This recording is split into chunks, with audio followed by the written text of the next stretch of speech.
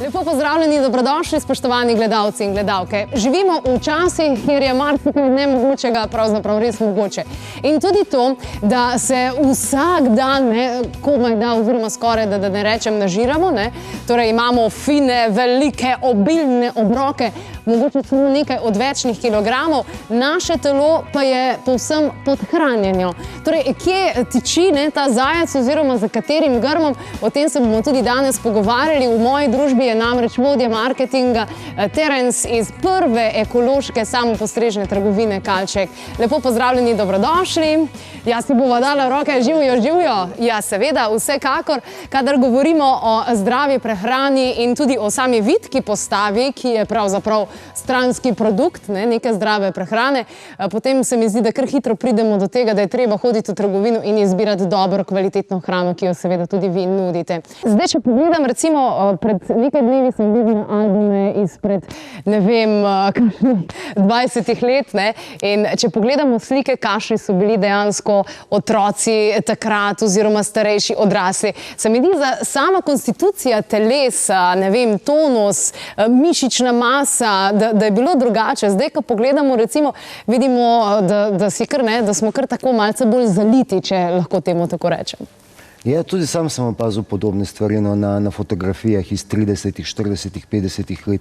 Jaz bi osebno to pripisal dejstvu, da so takrat uživali manj procesiranih živil, se pravi manj industrijsko predelanih živil. Živila so bila bolj čista, tudi mogoče ta razvoj industrijske pridelave hrane ni bil toliko izrazit. Pesticidi, herbicidi, množična obdelava, globalni trg, ki zahteva svoje. Vse so to fenomeni, ki so prišli nekoliko kasneje. Po drugi svetovni vojni, po vietnamski vojni se je veliko tega spremenilo v smislu obdelave polj, v smislu obdelave učinkovitosti in podobno. Svet se je odprl, trgi so se odprli in ekonomski zakoni so narekovali svoje. Se pravi, po eni strani imamo živila, ki so osnovna živila, sadje, zelenjava, stročnice in tako dalje, ki so nekoliko mogoče manj kakovostni, seveda v njihovi tej industrijske, konvencionalni pridelavi, ko govorimo o ekoloških živilih, ki tvorijo ponudbo naše trgovine ekoloških trgovin Kalček, ki ne samo to, da so prve, ampak so hkrati še vedno vodilne v ponudbi in celovitosti asortimenta ekoloških živil. No, to so živila, ki so polnovredna, to so živila takšna, kot jih je zasnovala narava. Se pravi, imamo ekološka živila in konvencionalna živila, ki danes predstavljajo precej različni informaciji, ki jih vnašamo v telo. In potem pridemo tudi do super živil. Seveda, tudi super živila, ki so en preročen izraz. En preročen izraz, ki se je začel uporabljati nekaj let nazaj in tako kot marsikaj pač v komunikaciji, to, kar je preročno, se tudi zelo razširi. Ni nujno, da je pa najbolj natančno. Recimo, mi smo se v Kalčku, ko so že vrabci začeli čivkati o super živilih, zares vprašali, kaj so to super živila. In smo najprej pogledali v našo okolico. In v tej okolici smo videli živila, kot so recimo oves, kot je proso, kot je čebula, kot je korenje, kot je ajda, kot je peteršilj, kot je rožmarin, ki imajo... Tudi jabolko, a ni tudi jabolko? Tudi jabolko, se poznamo dober star pregovor. In smo rekli, ja, to pa so po svojem značaju, tako kot jih je narava zasnovala, super živila, ki podpirajo zdravje. To, kar pa danes imenujemo super živila, ja, to so pa živila, ki jih, če tehnično opredelimo izraz, so tiste živila, ki vsebujejo več mineralov, vitaminov ter antioksidantov v primerjavi z nekim povprečjem. Z nekim povprečjem. Ampak od njih se ne moramo najesti načeloma.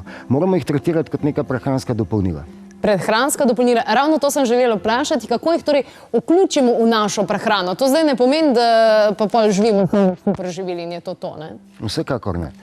In tudi tukaj pri prehrani, ko dobro veš, nekih bližnjic v bistvu ni. Osnova za zdravo uravnotežen način prehranjevanja je zdrava in uravnotežena prehrana in zdrav in uravnotežen krožnik. Ti koncepti se nekoliko spreminjajo. Tukaj je glavna stvar, kakšno je to razmerje med osnovnimi sestavinami, elementi hrane, koliko beljakovin bomo vnesli, koliko hidratov, kakšne maščobe bomo uporabljali in podobno. Te stvari se precej spreminjajo. Včasih so govorili, še nekaj let nazaj tudi uradno, so govorili, naša prehrana mora nujno temeljiti na nekih ogljikovih hidratih. Prevelik vnos ogljikovih hidratov ustvarja previsoko raven sladkorja v krvi in to je zelo težko. Se pravi, to je osnovni princip, moramo nadzorovati sladkor v krvi. Torej, ko to imamo, so lahko druge stvari samo dodatek, kot so recimo superživila, ki jih moramo imeti funkcionalno, odvisno od tega, kaj želimo doseči s prehrano v danem trenutku. In tisti, ki pač mogoče malo izgubljeni, nimajo dovolj informacij, lahko v Kavčku najdejo mnoge odgovore, če že ne vse odgovore na njihove potrebe po zdravem življenjskem slogu in zdravem načinu prehranjevanja. To mi je vsekakor zelo všeč.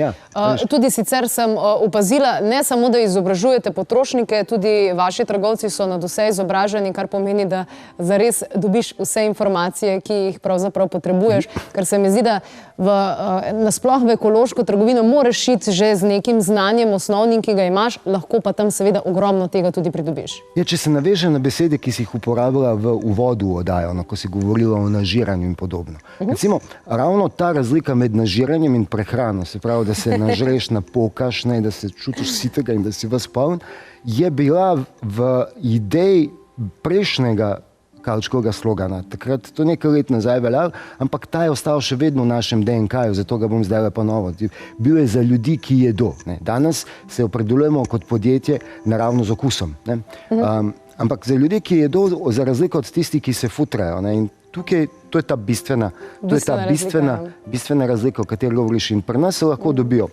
Imamo svetovalne urice, pred kratkim smo upeljali tudi svetovalne urice z radiestezistom Borisom Čampo, ki so imele zelo dober odziv v prvo. Vse to so naše dopolnilne storitve, ki jih ponujemo uporabnikom naše kartice Kavčice. Če govorimo o superživilih in če se vrnemo mogoče tukaj, kako pravzaprav potem vključiti v nek jedilnik superživila? Fino je verjetno, da jih jemljemo konstantno oziroma da je nek ritem, da je neka struktura, naše telo zmeraj išče neko strukturo.